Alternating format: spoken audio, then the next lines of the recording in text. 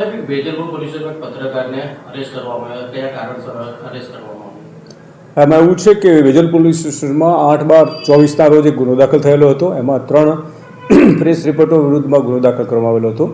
જે પૈકીના 2 જે પત્રકાર છે બંનેને અગાઉ એરેસ્ટ કરવામાં આવેલા હતા. તે પૈકીનો એક જે ઓઝેફ ખુરશીદ અહેમદ તિરમજી છે એ પકડવાનો બાકી હતો અને એને ગઈકાલે વિજલપુર પોલીસે ધરપકડ કરેલી છે. બનાવ એવો છે કે આ લોકો પાવર ઓફ ટ્રુથ નામની એક યુટ્યુબ ચેનલ ચલાવે છે. એમાં જે ફરિયાદી છે એની પાસેથી આ લોકોએ એને જે ખંડણીના ને એવા મેસેજ નહીં ચલાવવા માટે પહેલાં 75,000 રૂપિયાની માગણી કરીને લીધેલા હતા. ત્યારબાદ એમણે 2-4 દિવસ બંધ કરીને પાછી અપલોડ કરી અને 3 લાખ રૂપિયાની ખંડણી માગેલી હતી. એના અનુસંધાનમાં ગુનો દાખલ કરવામાં એમાં તમામની ધરપકડ કરવામાં આવેલી છે. આરોપી વિરુદ્ધમાં અગાઉ એક ચાંદખેડા પોલીસ સ્ટેશનમાં અને બીજો સાયબરમાં અને આ ત્રીજો વિજલપુરમાં એમ 3 ગુના દાખલ કુલ કરવામાં આવેલા છે. કેવી રીતે પૈસાની માંગણી કરતા હતા?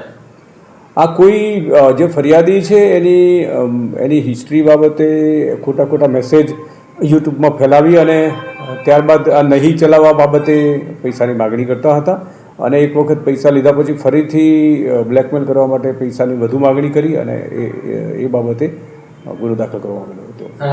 કસ્ટડીમાં છે વિજયપુર, તો ક્યાં પાછા વિરુદ્ધ કોઈ કાર્યવાહી થવાની?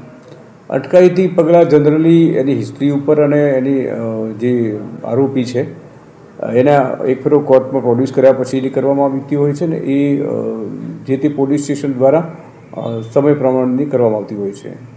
યલો જર્નલિઝમ કરનાર પત્રકારો કેટલો સમાજ માટે ખતરારૂપ છે?